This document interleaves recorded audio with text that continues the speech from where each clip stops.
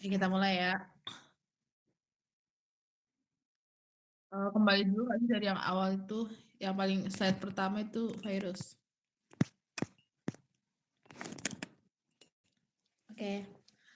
Assalamualaikum warahmatullahi wabarakatuh. Om Swastiastu, Shalom, selamat pagi. Halo semuanya, perkenalkan kita ingin mempresentasikan tentang analisis bahan tambahan pangan dalam produk. Next.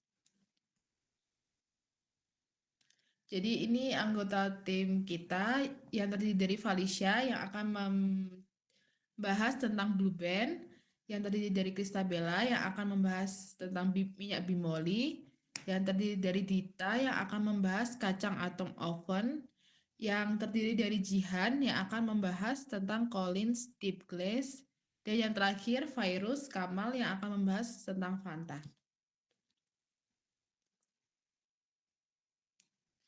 Oke, pemateri pertama yaitu Felicia yang akan membahas tentang Blue Band.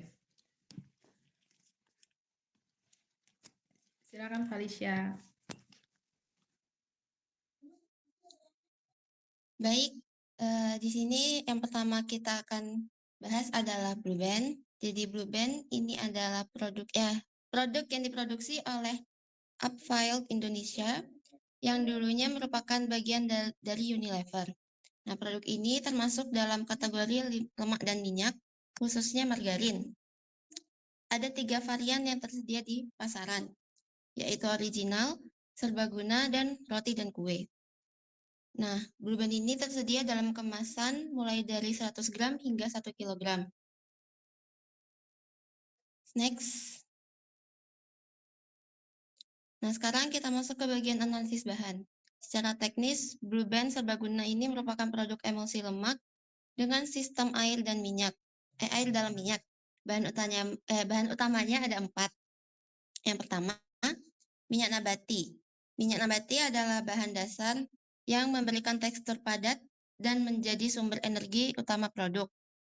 Di dalamnya sudah ditambahkan antioksidan TBHQ untuk menjaga kualitasnya. Nah, yang kedua, itu ada air yang berfungsi sebagai fase aqueous dalam sistem emulsi yang membuat margarin terasa lembut dan mudah dioleskan. Nah, yang ketiga ada garam atau NaCl. Selain memberikan cita rasa asin yang khas, garam juga berperan sebagai pengawet alami ringan. Nah, yang keempat, yaitu bahan yang terakhir, ada minyak mentega. Minyak mentega ini yang memberikan aroma khas dari Blue Band. Nah, next. Di sini ada beberapa bahan tambahannya, BTP-nya. Langsung next aja. Next. Nah ya, yang monodiglycerida. Nah, di sini BTP pertama yang akan kita bahas adalah monodiglycerida. Monodiglycerida ini berperan sebagai pengemulsi.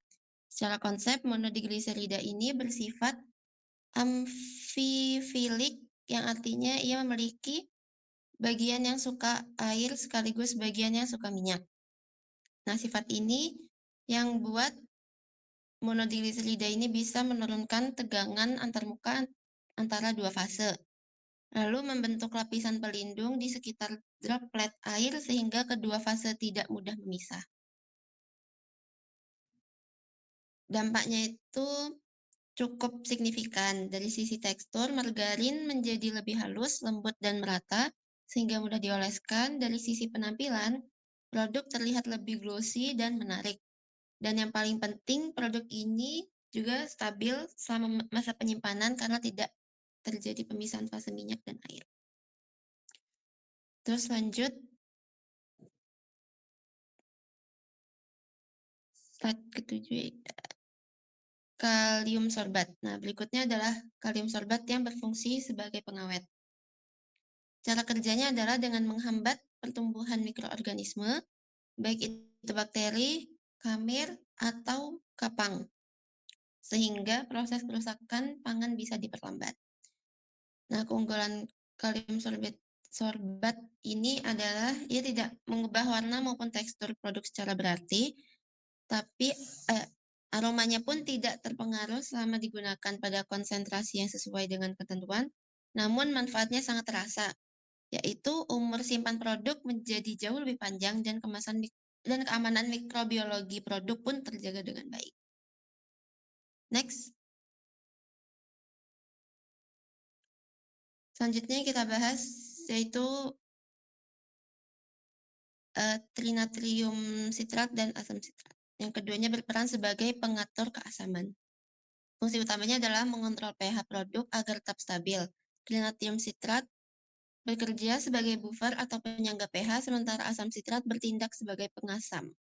Kombinasi keduanya ini memberikan beberapa manfaat. Nah, secara kimia, pH yang terkontrol akan menjaga oksidasi dan hidrolisis lemak. Dari sisi lain, produk mendapat sensasi segar yang seimbang dan yang menariknya adalah keduanya ini meningkatkan efektivitas kalium sorbat. Karena kalium sorbat bekerja paling optimal dalam kondisi pH rendah, selain itu perubahan warna akibat oksidasi pada fase aqueous bisa dicegah. Next.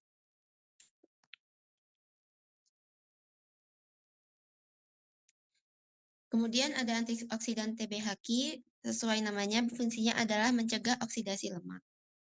Nah, cara kerjanya itu dengan memutus rantai reaksi radikal bebas pada lemak, sekaligus menekan pembentukan senyawa-senyawa yang menyebabkan ketengikan. Nah, dampaknya itu lumayan kerasa dari sisi aroma dan rasa. Produk tidak mudah tengik dan aroma menteganya tetap segar selama penyimpanan. Selain itu, TBHQ juga mencegah perubahan warna kecoklatan akibat oksidasi, terus juga melindungi asam lemak esensial serta vitamin larut lemak seperti A, D, E, dan K. Dan tentunya ini bisa memperpanjang umur simpan produk secara keseluruhan. Next. Nah, beta. Sekarang kita bahas beta karoten yang berperan sebagai pewarna alami. Secara konsep, beta karoten bekerja dengan cara berinteraksi terhadap spektrum cahaya. Nah, menyerap dan memantulkan cahaya pada panjang gelombang tertentu sehingga menghasilkan warna yang kita lihat pada produk. Hasilnya adalah kuning keemasan yang menarik dan konsisten. Nah, menyerupai tampilan mentega asli. Nah, ini tentu meningkatkan daya tarik visual produk di mata para konsumen.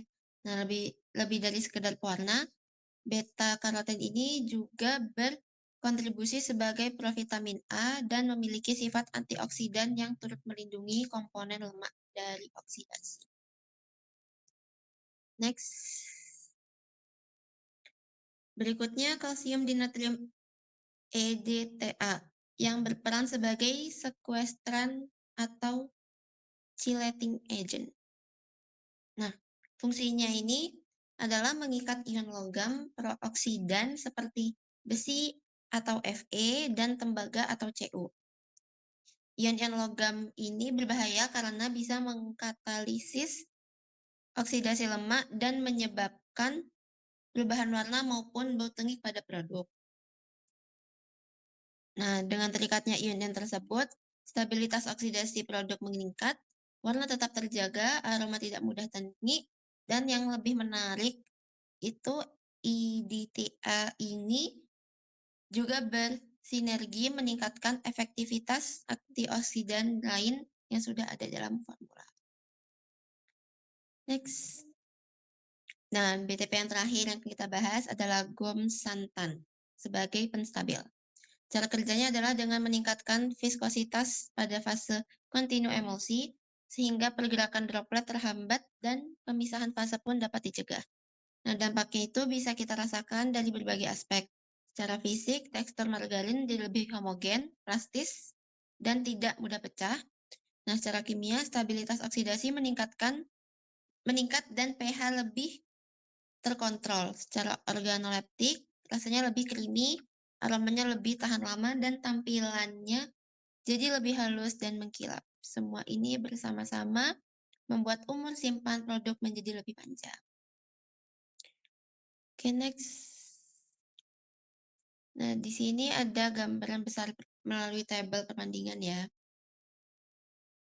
Sebelum penahan BTP, margarin memiliki tekstur yang tidak konsisten dan mudah memisah.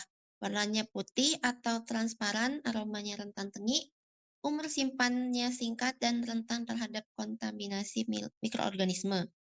Nah, tapi setelah ditambahkan BTP, semua aspek itu berubah. Nah, teksturnya menjadi halus, homogen, dan creamy. Warnanya berubah menjadi kuning keemasan yang buat blueband itu menarik. Terus aroma butter tetap terjaga sama penyimpanan, umur simpan meningkatkan signifikan, keamanan pun terlindungi. Keamanan pangan pun terlindungi. Terus nilai gizinya juga jadi bertambah menjadi vitamin B2 dan provitamin A dan beta karoten. Oke, sekian presentasi dari produk yang saya sudah analisis. Selanjutnya saya serahkan pada moderator.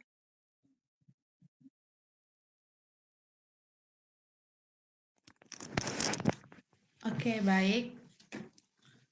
Selanjutnya kita ke materi kedua, yaitu saya sendiri. Jadi saya ingin membahas tentang bimoli, yaitu minyak goreng bermutu. Di sini saya akan menjelaskan tentang deskripsinya dulu. Jadi minyak bimoli itu tuh dia tuh berasal dari pohon kelapa sawit dan dia tuh diambil dari daging kelapa sawitnya sehingga bisa menjadi minyak. Nah, minyak bimoli itu tuh dia tuh memiliki warna dari warna kuning, jernih, sehingga tekstur ringan dan tidak mudah berbusa saat dipanaskan. Untuk komposisinya, itu terdiri dari minyak kelapa sawit murni, vitamin A yang terdapat antioksidan tokoferol atau dan vitamin E, selanjutnya yaitu beta karoten. Ini lampiran bimoli dari bagian depan, belakang, dan juga komposisinya. Next. Ini lampiran data informasi produk yang saya cari di aplikasi BPOM. Next. Oke, selanjutnya yaitu bahan utama. Seperti yang saya bilang sebelumnya, bahan utama kelapa sawit itu pohon kelapa sawit, yaitu komponen utama dalam bimoli yang berasal dari daging buah kelapa sawit yang telah melalui proses pemurnian. Di sini saya menganalisis bahwa sisanya tersusun dari lemak yang mengandung asam lemak jenuh dan asam lemak tak jenuh. Minyak bimoli sendiri itu tuh memiliki sifat yaitu stabil pada suhu tinggi dan tahan oksidasi. Next. Selanjutnya ada bahan tambahan pangan dalam produk, yaitu golongannya yang terdapat adalah antioksidan dengan jenis tokoferol. Alasan penggunaan tokoferol itu untuk mencegah ketengikan, keamanan dan sumber alam, stabilitas produk, dan juga antioksidan larut lemak. Nah, antioksidan ini dia tuh memiliki mekanisme kimia yang dimana konsepnya itu dia tuh menghambat oksidasi lemak atau minyak sehingga memudahkan dengan memutus rantai reaksi radikal bebas serta menurunkan pembentukan senyawa penyebab ketengikan. Selanjutnya yaitu adanya target reaksi yaitu radikal bebas dan spesies oksigen reaktif. Efeknya yaitu cepat tengik, aroma anyir, warna menggelap. Ini sebelum ditambahkan oleh antioksidan tokoferol, tapi setelah ditambahkan dia menjadi aroma yang ada aroma dan rasa stabil, ketengikannya tertunda, warnanya lebih terjaga dan umur simpan meningkat. Ya, it's okay. Selanjutnya yaitu ada perubahan mutu antioksidan tokoferol. Ini sebelum ditambahkan BTP, secara kimia dia mengalami bilangan peroksida yang dimana meningkat drastis karena tidak ada tokoferol yang menangkap radikal bebas. Yang kedua adanya asam lemak bebas yang dimana laju kerusakan molekul lemak menjadi lemak rantai lebih pendek, lebih cepat menyebabkan minyak tidak stabil. Yang kedua yaitu sensorik, yang dimana aromanya anyir, cepat tengik, dan warnanya menggelap. Yang ketiga yaitu fisik, yaitu viskositas, yang dimana teksturnya menjadi lebih lengket. Yang keempat, mikrobiologi, yaitu ketengikan hidrolitik. Yang kelima, keamanan pangan, adanya radikal bebas yang bisa memicu jika kita memakannya atau meminumnya bisa memicu stres di tubuh kita. Dan yang terakhir yaitu adanya zat berbahaya yang dimana itu bisa membuat tubuh kita sakit dalam jangka waktu yang lebih cepat. Next. Nah, ini setelah ditambahkan BTP dalam mutu kimia, oksidasi terhambat. Yang kedua, perlindungan lemak tak jenuh. Selanjutnya yaitu sensorik, aromanya lebih segar, lebih berwarna, dan warnanya stabil. Terus yang ketiga yaitu viskositasnya stabil. Dan di fisik ini juga ada selain viskositas stabil yaitu adanya titik asap, di mana jika minyak digoreng dan setelah ditambahkan tocopherol dan minyaknya digoreng, dia tuh akan asapnya akan lebih stabil sehingga tidak mudah berasap. Baru yang keempat ini ada mikrobiologi yaitu efek sekunder, yang dimana mikroba menjadi lebih sulit memecah lemak menjadi asam lemak bebas yang berbau busuk. Yang kelima adanya keamanan pangan yaitu rendah radikal bebas dan masa simpan lebih panjang. Next. Ini status regulasi tocopherol yang saya dapat dari beberapa sumber. Tocopherol itu diatur sebagai bahan tambahan pangan dengan nomor INS 307A, 307B, dan 307C, dan 308. Jadi tocopherol itu dia memiliki beberapa jenis lagi seperti alfa, omega, campuran, dan masih banyak lagi. Nah, terus izin penggunaan kategori pangan ini diizinkan ya karena sudah tertulis di batas maksimumnya yaitu CPPB dengan singkatan cara produksi pangan olahan yang baik. Nah, beberapa kategori yang meliputi itu seperti minuman berbasis susu berperisa atau difermentasi dengan kategori 01.11.2. Baru adanya batas maksimum untuk kategori pangan yang terdaftar yaitu CPBB seperti yang saya bilang tadi, yang berarti jumlah bahan tambahan pangan yang digunakan harus dibatasi secukupnya untuk mencapai efek yang diinginkan. Next. Nah, ini ada lampiran regulasi BTP antioksidan tocopherol dan juga ADA-nya. Next. Ini juga ada next. Selanjutnya bahan tambahan pangan dalam produk. Nah, ini merupakan golongan pewarna alami, jenisnya yaitu beta karoten. Alasan penggunaan beta karoten seperti golongannya yaitu pewarna alami yaitu memberi warna kuning orange yang khas, provitamin A yaitu nilai gizi tambahan, sifat larut lemak, dan juga sinergi antioksidan. Next. Nah, beta karoten dia tuh termasuk mekanisme kimia dan sensorik. Nah, konsepnya itu karena dia tuh merupakan pewarna alami dengan ikatan rangkap terkonjugasi mampu menyerap cahaya sehingga memberi warna kuning orange pada minyak. Target reaksinya yaitu radikal bebas dan spesies oksigen singlet. Untuk efeknya, dia tuh memberi warna kuning jernih, khas bimoli, dan menghambat ketengikan, sehingga minyak lebih tahan lama dan menjaga kualitas dan stabilitas minyak saat dipanaskan. Next.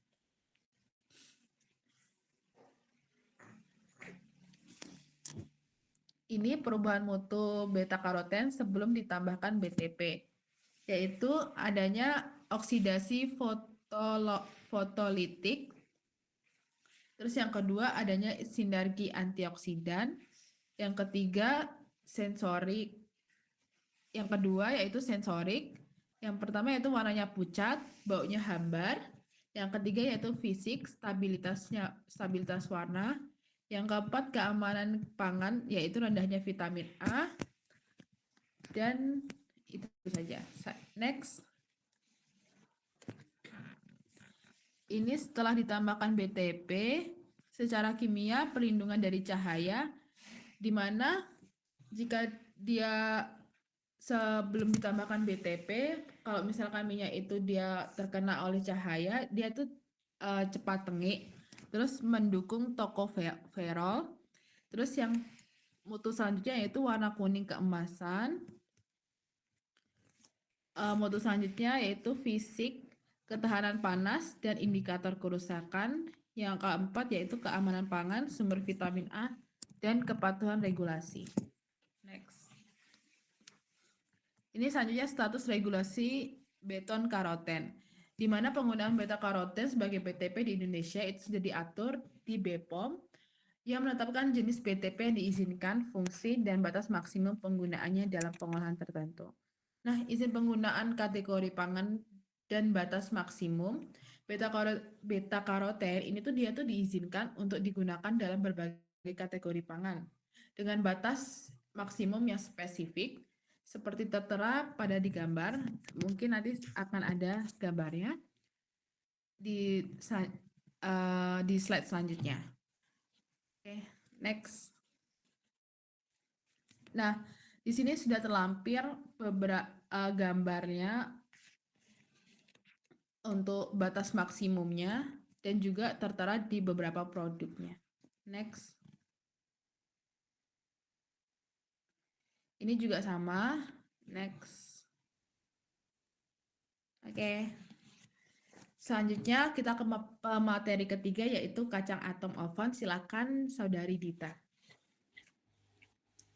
Baik, di sini saya akan menjelaskan mengenai kacang atom oven, yaitu cemilan populer karena rasanya yang khas, kualitas bahannya terjaga, serta kemasannya praktis. Adapun komposisinya yaitu kacang tanah, tepung terigu, pewarna alami karamel 3, anomia proses, pemanis buatan, asesulfam K, dan sukralosa. Selanjutnya. Di sini ada pun analisis produknya itu, bahan utamanya itu ada kacang tanah dan tepung terigu. Selanjutnya bahan tambahan pangannya itu ada pewarna alami, yaitu karamel 3, anomia proses. Terus yang kedua ada pemanis buatan, yaitu ada asesulfan K dan sukralosa. Alasan penggunaan BTP, yang pertama pewarna karamel 3, anomia proses, yaitu memberikan warna coklat yang menarik agar produk terlihat lebih menggugah selera. Yang kedua ada asesulfam K dan sukralosa, memberikan rasa manis tanpa menambahkan banyak kalori, serta meningkatkan cita rasa produk. Next. Lanjut di sini ada mekanis kerjanya BTP karamel 3 anomia proses, yaitu konsep dasarnya itu BTP memberikan atau memperbaiki warna dengan berinteraksi terhadap spektrum cahaya. Di sini target reaksinya itu penyerapan cahaya dan intensitas warna. Contoh BTP-nya yaitu ada karamel 3, karamel 2, dan 1. Aplikasi pangannya yaitu ada minuman rasa buah, jelly, dan permen. Dan selanjutnya ada efeknya yang warnanya pucat atau tidak berwarna. Setelah ditambahkan BTP, warna lebih menarik, konsisten, dan mutu visualnya lebih stabil. Next. Selanjutnya di sini ada mekanisme kerja pemanis buatan yaitu asesulfam K dan sukralosa. Di sini mekanismenya sensoris yang konsep dasarnya itu BTP yang memberikan rasa manis dengan berikatan pada reseptor rasa manis di lidah. Targetnya itu reseptor rasa manis dan keseimbangan rasa. Selanjutnya ada contoh BTP-nya yaitu asesulfam K dan sukralosa. Ada aplikasi pangannya yaitu minuman rendah kalori, susu, sirup, permen, dan produk diet lainnya. Adapun efeknya yang awalnya rasa hambar atau kurang manis, setelah ditambahkan BTP, tingkat kemanisannya sesuai dengan formulasinya, rasa seimbang dan penerima sensoris meningkat. Selanjutnya ini ada perubahan mutu yang terjadi bila BTP ditambahkan. Pada karamel 3 anomia proses, yaitu ada perubahan mutu fisik dan mutu sensori. Mutu fisik memberikan warna coklat karamel pada pangan, sedangkan mutu sensori warna coklat karamel lebih menarik dilihat. Setelah itu ada asesulfamka dan sukralosa, yaitu ada mutu sensori dan kimia.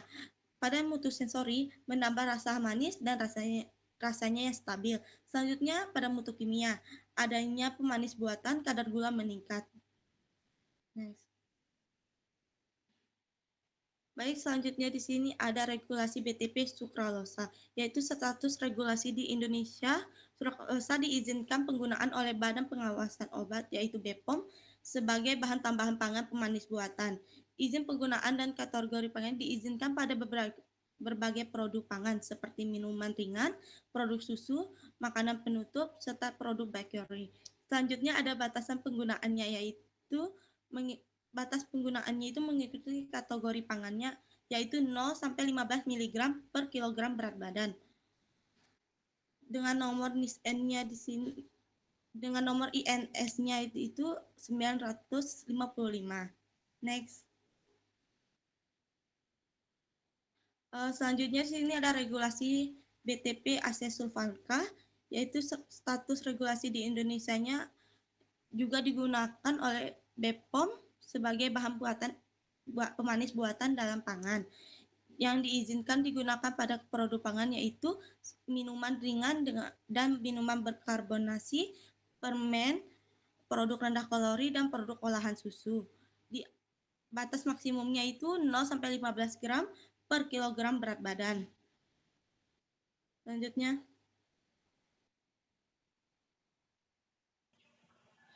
selanjutnya di sini ada regulasi BTP karamel 3 anomia proses.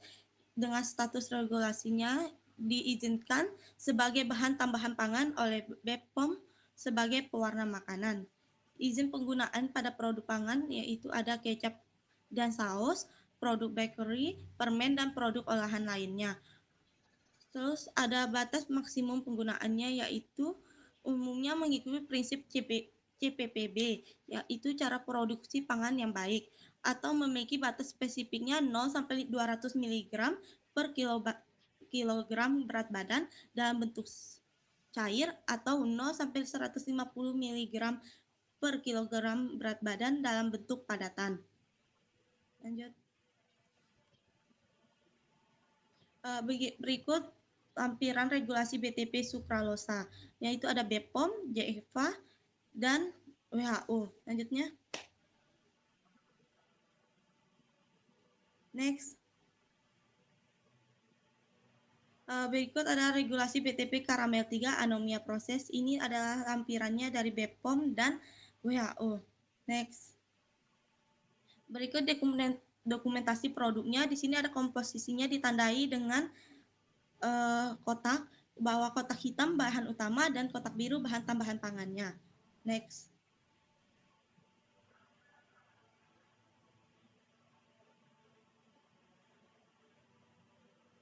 Selanjutnya saya serahkan kepada moderator. Oke. Selanjutnya ada pemateri keempat yaitu Saudari Jihan yang akan membahas tentang Collins Deep Glaze. Dipersilakan Saudari Jihan. Oke, di sini saya akan membahas produk yang saya ambil yaitu Collins Deep Glaze. Next. Nah, di sini ada detail informasi di mana produsennya berasal dari PT Prima Rasa Abadi Sejahtera. Nah, Collins Deep Glaze ini termasuk kategori pangan selai atau topping siap pakai. Di sini saya mengambil varian coklat. Next. Nah, Collins Deep Glaze ini adalah produk topping atau saus manis yang siap pakai, yang biasanya itu digunakan dalam berbagai produk bakery seperti kue, donat, ataupun roti. Dan untuk komposisinya, Collins Deep Glaze ini mengandung minyak kolen kelapa sawit yang biasanya mengandung antioksidan TBHQ. Di sini ada juga gula yang biasanya mengandung pengawet sulfit, ada kakao bubuk, ada pati jagung, ada pengemulsi lecitin kedelai, dan ada garam. Selanjutnya, nah untuk bahan-bahannya di sini terbagi menjadi dua, yaitu bahan utama dan bahan BTP.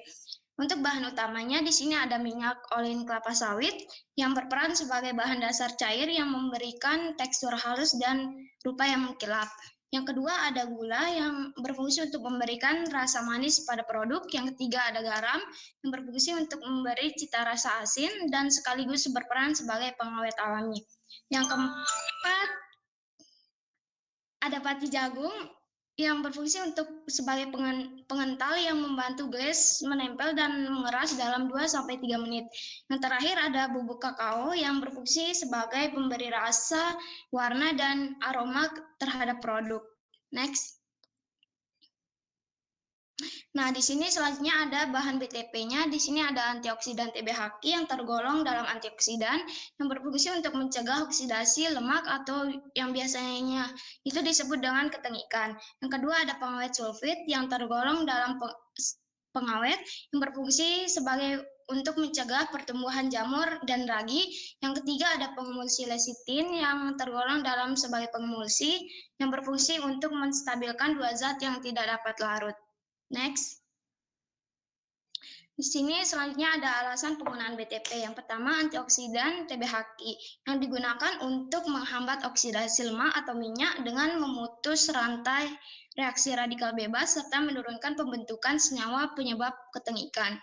Yang kedua, ada pengawet sulfit yang digunakan untuk menghambat pertumbuhan mikroorganisme seperti bakteri, hamir, dan kapang, sehingga proses kerusakan pangan dapat ditunda dan keamanan produk lebih terjaga. Next.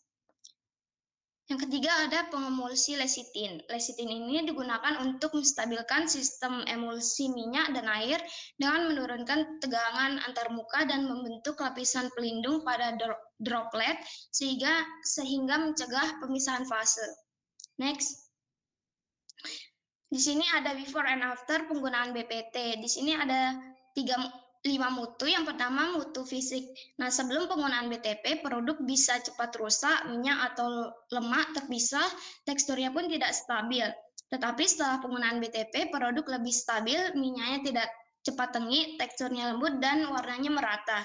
Yang kedua ada mutu kimia. Nah, sebelum penggunaan BTP, lemak itu lebih mudah teroksidasi, rasa dan aromanya berubah, warna bisa gelap atau tidak merata. Tetapi setelah penggunaan BTP, TBHQ bisa dapat mencegah ketengikan, sulfit dapat menjaga warna, lectin dapat membuat campuran lebih stabil. Yang ketiga ada mutu mikrobiologi. Nah, sebelum penggunaan BTP, mikroba itu bisa lebih cepat tumbuh sehingga produk lebih cepat basi. Tetapi setelah penggunaan BTP, sulfit dapat menahan pertumbuhan mikroba sehingga produk lebih tahan lama. Dan di sini TBHQ dan lecitin dapat membantu menjaga stabilitas bahan. Yang keempat ada mutu keamanan. Nah, sebelum penggunaan BTP, produk lebih berisiko mengandung zat yang tidak diinginkan akibat oksidasi ataupun mikroba.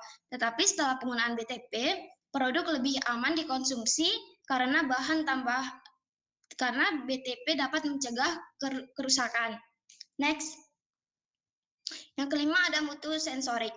Nah, sebelum penggunaan BTP, rasa produk itu bisa pahit atau tengik, aromanya berkurang, warna kusam, dan teksturnya kasar. Tapi setelah penggunaan BTP, rasanya bisa lebih enak, aroma tetap segar, dan warna cerah dan teksturnya merata. Next. Di sini ada pembahasan regulasi sih. Yang pertama, regulasi antioksidan TBHQ. TBHQ ini sudah diizinkan oleh BPOM sebagai BTP antioksidan yang digunakan pada produk olahan lemak, minyak, dan emulsi, dan termasuk pada produk seperti selai coklat.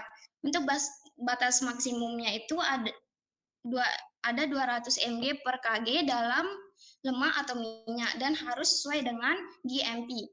Yang TBHQ juga sudah diizinkan dalam standar kodeks yang digunakan juga pada produk lemak dan minyak dengan batas maksimum 200 mg per kg. Untuk nilai ID-nya dimulai dari 0 sampai 0,7 mg per kg berat badan per hari. Contohnya itu jika seseorang memiliki berat badan 50 kg, maka batas aman konsumsi TBHQ-nya itu yaitu 35 mg per hari. Next. Di sini ada lampiran regulasi BTP antioksidan TBHQ. Next. Selanjutnya, regulasi BTP pengemulsi lecitin. Lecitin ini juga sudah diizinkan sebagai bahan tambah pangan BTP di Indonesia oleh BPOM. Kategori pangan lecitin ini termasuk pada saus dan produk sejenisnya dan produk yang sebagai olahan lemak ataupun emulsi. Untuk nilai ID-nya itu tidak ada, berdasarkan JEFAC ID-nya tidak ditetapkan. Nah, berdasarkan JECFA, lecitin termasuk bahan tambah pangan. Golongan pengemulsi. Zat ini digunakan sebagai pengemulsi, penstabil, dan agen pengatur tekstur. Untuk batas maksimumnya, yaitu CPPB, yang artinya itu digunakan secukupnya sesuai dengan kebutuhan teknologi pangan. Selanjutnya, di sini ada lampiran regulasi BTP pengemulsi lecitin. Next. Nah, yang terakhir ada regulasi BPT pengawet sulfit. Nah, sulfit ini juga sudah diizinkan oleh BPOM terdaftar sebagai pengawet yang digunakan pada berbagai kategori pangan termasuk saus ataupun produk sejenisnya. Menurut kodeks, sulfit ini termasuk kelompok pengawet yang digunakan sebagai pengawet, antioksidan, anti-browning agent.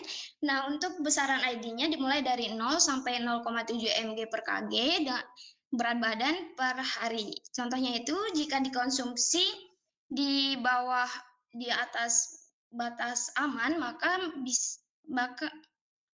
tidak apa-apa, tapi jika dikonsumsi secara berlebihan dapat mengganggu kesehatan. Untuk batas maksimumnya itu 300 mg per kg tergantung jenis produk. Next. Sini ada lampiran regulasi BTP sulfit. Next. Sini ada lampiran komposisi. Next. Dan ini lampiran produk. Sekian dari saya.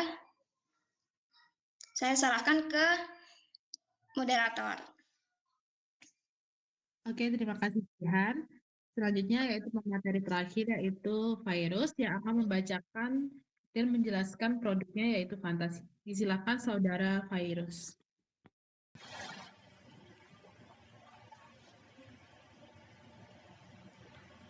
Lalu di sini ada produk Fanta. Saya akan menjelaskan tentang produk Fanta.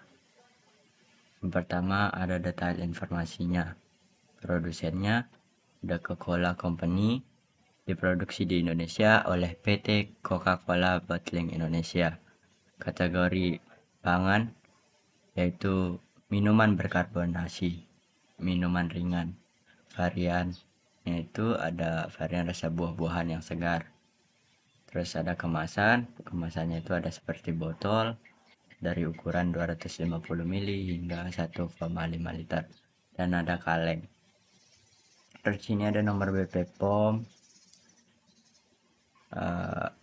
terus ada klasifikasi halal dari MUI. Next ada deskripsinya. Fanta adalah minuman ringan berkarbonasi dengan rasa buah yang segar, manis, dan menyegarkan. Memiliki warna cerah serta sensasi soda yang bergelembung, sehingga cocok diminum saat cuaca panas atau sebagai pendamping makanan.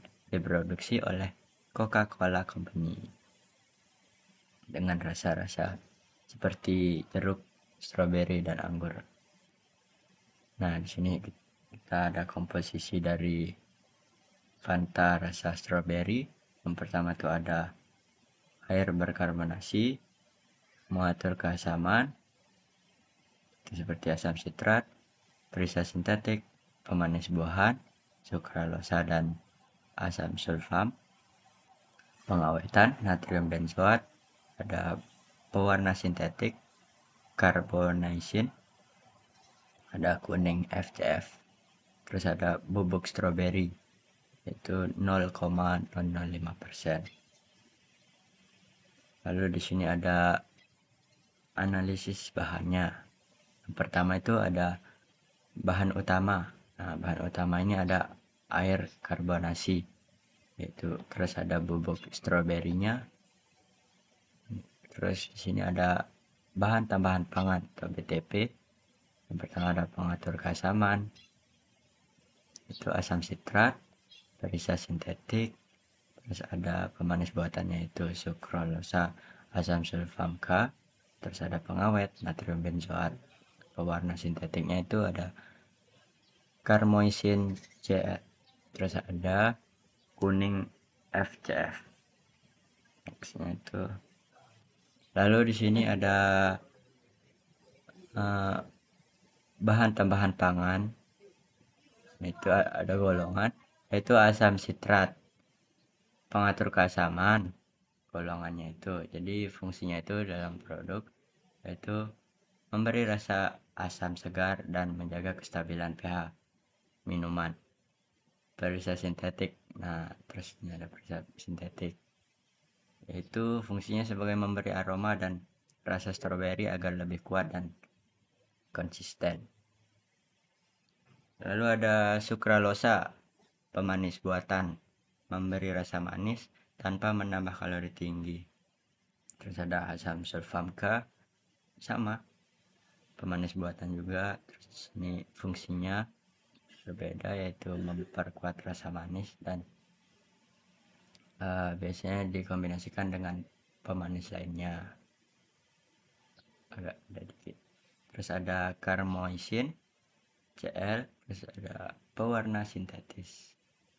Golongan pewarna sintetis berfungsi untuk memberikan warna merah pada Fanta mixnya.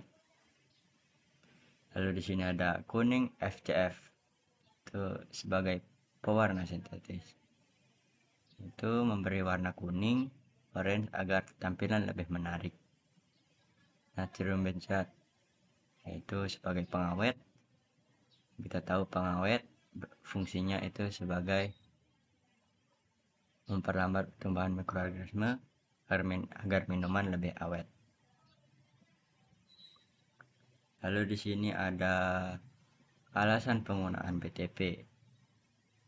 Alasannya itu menambah cita rasa, agar menambah cita rasa pada produk, karena bahan aslinya hanya sedikit 0,00%, maka diperlukan perisa dan pemanis agar rasa tetap kuat dan enak. Terus di sini ada memperbaiki tampilan, berwarna digunakan agar tidak terlihat menarik, seperti warna merah agar lebih mencolok. Terus ini memperpanjang umur simpan. Terus ada pengawetan, menjaga minuman cepat rusak akibat mikroorganisme. Lalu ada menjaga kestabilan produk. Lalu ada mengatur keasaman, menjaga pH agar rasa tetap konsisten dan aman dikonsumsi. Lalu ada mengurangi kalori. Lalu yang terakhir ada pemanis buatan, digunakan untuk memberi rasa manis tanpa gula yang berlebihan. Lalu di sini ada cara kerja BTP dalam Fanta. Yang pertama ada pengatur keasaman, yaitu asam sitrat. Itu sebagai mengatur pH minuman sehingga rasa agar muncul dan memberi agar bakteri sulit berkembang. Lalu ada perisa sintetik, memberi aroma dan rasa buah dengan cara menstimulasi indera penciuman dan mengecap. Lalu ada pemanis buatan, itu sukralosa dan asam sulfat. Cara kerjanya yaitu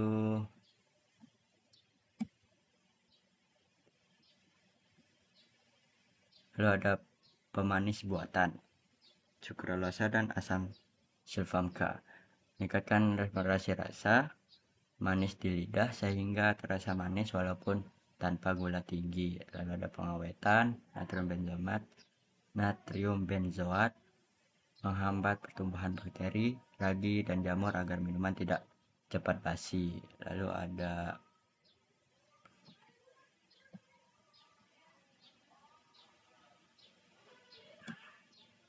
ada pemanis sintetik, yaitu karmoisin dan kuning CFC, memberikan pewarna menarik agar sesuai dengan rasa yang diharapkan konsumen.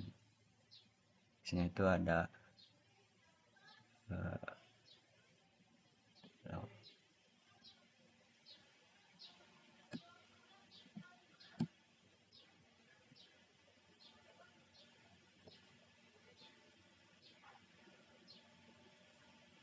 lalu di sini ada cara kerja BTP dalam Fanta. Pengatur keasaman yaitu yang digunakan adalah asam sitrat. Cara kerjanya yang mengatur pH minuman sehingga rasa segar muncul dan bakteri sulit berkembang. Terus ada perisa sintetik, memberi aroma dan rasa buah dengan cara menstimulasi indera penciuman dan pengecap. Lalu ada pemanis buatan, sukralosa, asam sulfat K, mengikat reseptor rasa manis di lidah sehingga terasa manis walau tanpa gula tinggi. Lalu ada pengawetan, natrium benzoat, menghambat pertumbuhan bakteri, ragi, dan jamur agar tidak cepat basi. Lalu ada pewarna sintetis, yaitu memberikan warna menarik agar sesuai dengan rasa yang diharapkan konsumen. Di sini ada perubahan mutu setelah menambahkan BTP, yaitu yang pertama mutu rasa. Sebelum ditambahkan mutu rasa, rasa kurang kuat karena bahan buah sangat sedikit. Lalu setelah ditambahkan, rasa menjadi lebih manis, segar, dan konsisten berkat perisa dan pemanis. Lalu ada mutu aroma. Sebelum ditambahkan, aroma buah lebih hampir tidak terasa. Lalu setelah ditambahkan, aroma menjadi lebih tajam dan khas stroberi karena perisa sintetis ini. Lalu ada mutu warna. Mutu warna awalnya yang warna pucat dan tidak menarik. Lalu setelah ditambahkan, warna menjadi cerah, menarik. Seperti itu. Lalu yang keempat, ada mutu daya simpan. Sebelum ditambahkan, daya simpannya mudah basi atau mudah rusak. Setelah ditambahkan, lebih tahan lama karena adanya pengawetan. Lalu yang kelima ada mutu stabilitas. Sebelum ditambahkan mutu ini atau bahan ini, BTP ini, rasa bisa berubah-ubah, pH tidak stabil, dan setelah ditambahkan rasa lebih stabil karena mengatur keasaman menjadi kondisi produk.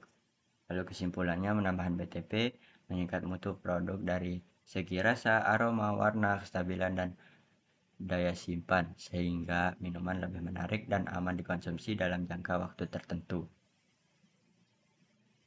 Nextnya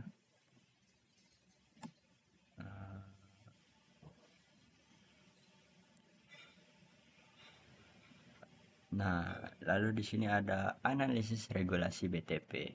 Yang pertama ada asam sitrat. Asam sitrat status regulasinya diizinkan oleh BP POM atau Badan Pengawasan Obat dan Makanan.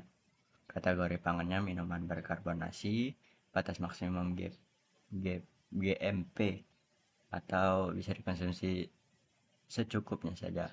Acuan internasional, kodeks dan JSFA, HADI tidak ditentukan, interpretasi aman dalam menggunakan yang wajar. Lalu yang kedua ada perisa sintetis. Statusnya diizinkan oleh BP POM. Terus ada kategori pangan, semua produk pangan bisa digunakan. Lalu ada batas minimum GMP juga, acuan internasi WWF, ADI, tergantung jenis apa yang digunakan.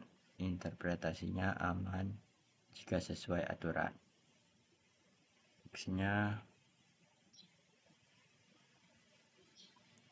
Next.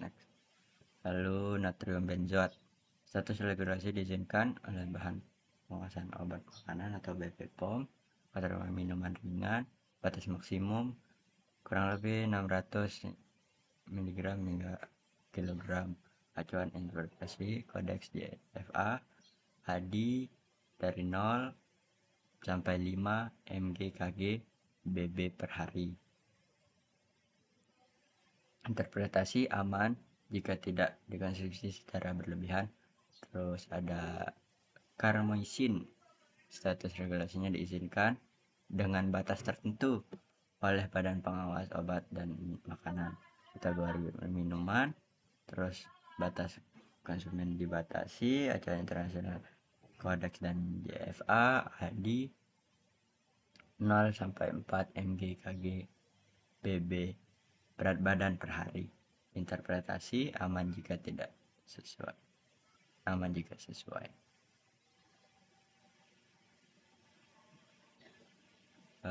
Lalu nomor 7, ini ada kuning FCF, status regulasinya diizinkan oleh BPOM, kategori minuman ringan, batas maksimumnya dibatasi, acuan internasional kodeks dan JECFA ADI-nya ada 0 sampai 4 mg/kg berat badan per hari. Interpretasi aman dalam batas konsumsi. Dan tadi juga di sampingnya ada gambar-gambar itu adalah sebuah gambaran web untuk membuktikan.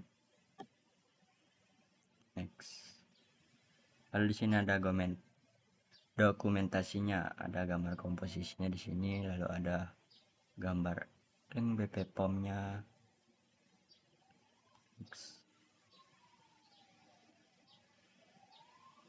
Di sini masih gambar-gambar dari Fanta. Oke, terima kasih. Sekian, itu aja yang saya dapat sampaikan.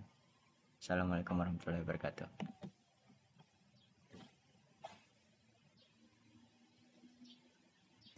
Jadi ini merupakan bahan-bahan tambahan pangan yang kita jelaskan.